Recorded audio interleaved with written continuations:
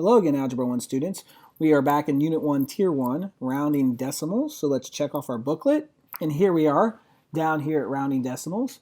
Let's talk about places real quick, just as a little refresher. Here's our decimal point right here. And the very first digit passed to the right of the decimal point is called the tenths. The second is the hundredths. The third is the thousandths. And the fourth is the 10,000ths.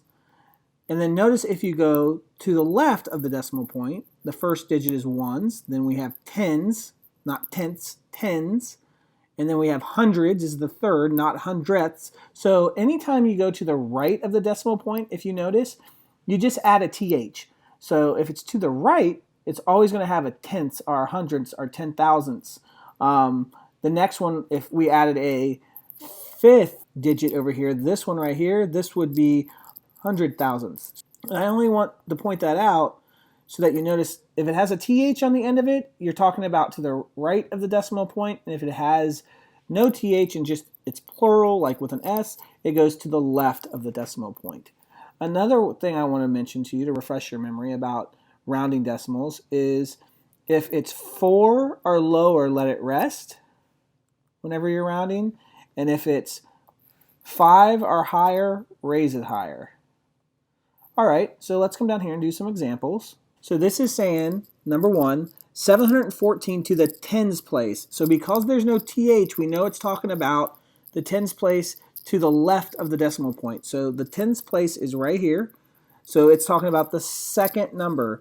And the number right to the immediate right of that is a 4. So it says 4, so we let it rest. So to round this to a tens place, 714 becomes 710. So now let's look at example 2. It says to the hundredths place. So we know that since it has the th at the end, it's going to be to the right of the decimal point. So we come up here and we're looking for the hundredths, and it's talking about the second decimal point is what we're rounding to. So if we come down here to the second decimal point, the second term to the right of the decimal point, then we know the very next number behind that's a 6, which is higher than a 5, so we're going to go up on that. So we would round that to 1.73 is what that would round to. And our third example is 3.14, which is the start of pi, but that's just coincidental, and 96 to the thousandths. Well, since there's a th, we know that we go to the right, and the thousandths is the third number to the right of the decimal point. So we're looking to round to where that 9 is.